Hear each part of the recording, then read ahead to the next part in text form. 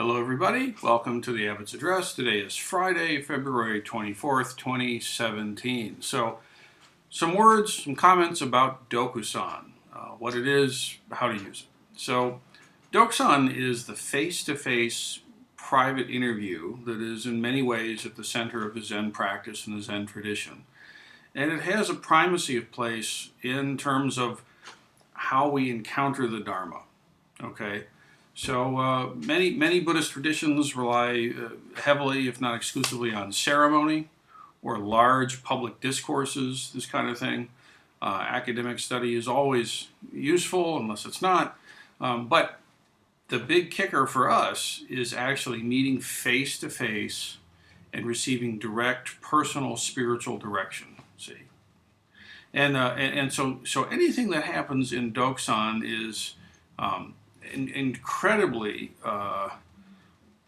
safe space, so to say. Everything is held in great confidence, and it has to do with the actual experience that you're having in your practice of Zen.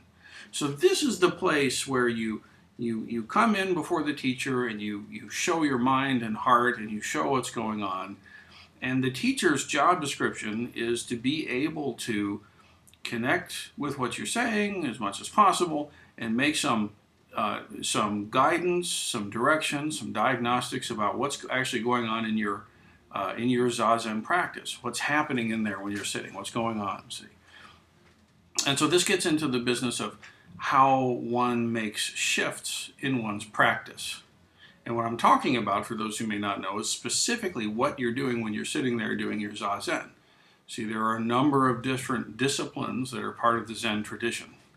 And one does not move through them in kind of a willy-nilly, random, self-selected way. I mean, you can, but that'll give you random, willy-nilly kind of results. I mean, the fact is that,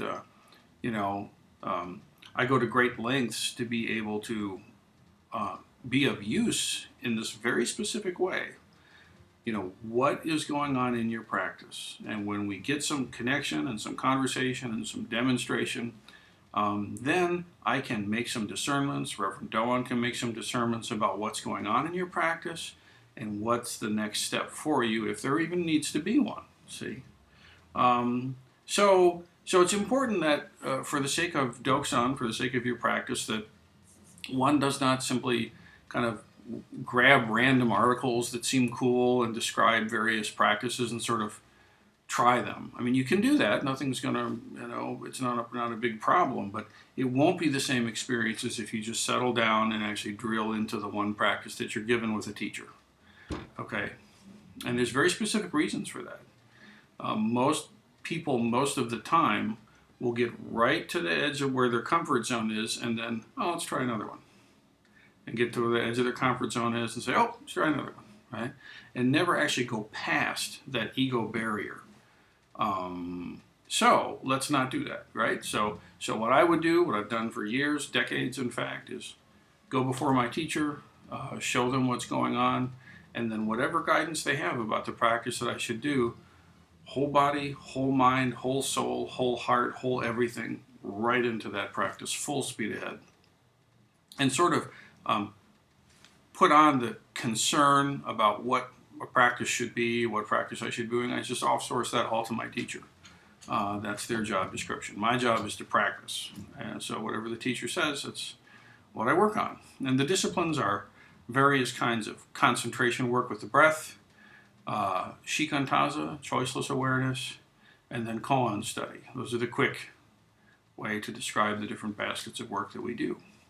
So, now, when does Dokusan happen? The primary place for having Dokusan is actually at Sesshin. That's at the deep retreats that we hold. That's the best place for Dokusan. And the reason for that is that when we're on deep retreat, we have enough time so that the Zazen can actually have our mind settle down. We can actually let go of the conditioning and the agitations and everything and just really drop into our practice. Very common, my teacher wouldn't even see anybody until they'd been at Sesshin for at least a day. Because that way you have time to really sink in. And so when the Dokusan happens, it can be ripe, see. Now, if someone's only going to be there for one day, well, then of course we'll try to make time to meet with them, and it'll be very useful, right? But the ideal place for Dokusan is at session, and you've had some time to let the session do its work for you, and then you come into the meeting. See, yeah, and then we also offer Zazen. We also offer Dokusan on Wednesday nights, usually, unless we don't. But often, let's say like that, often on a Wednesday night, there'll be like an extra opportunity for Dokusan that's offered. And typically, what I do is instruct my Dokusan Jisha to make the line open to anybody who hasn't had interview in the past month, something like that. And then within that, we tend to see people that have taken the Shoken commitment because they tend to move pretty quickly, folks who've done Jukai, and then people who are members, kind of in that sequence, although not always. And a lot of that has to do with the fact that more experienced people who might be, let's say, into koan work, the Dokusans can happen pretty quickly, see. And someone who's really new, then, sometimes those conversations can take a really long time. So generally, the line's open to anybody on a normal time that hasn't been seen in a month, and then we kind of work through everybody. Now, if you've got a particular reason, something's going on, and you really need to see the teacher, you really want to see the teacher, then, on a given Wednesday night, make that known as soon as you arrive, if not sooner. Send a note, something. And there's definitely been occasions where someone's got a life situation going on or something intense is happening. And then, of course, we'll just try to move that person up to the front of the line so that we can have some connection time that way. All right, so there's always those kinds of opportunities available. So, yeah, Dokusan, it's a wonderful thing. It's an important practice. And in fact, I consider it to be the heart of what we do, If for some crazy reason, the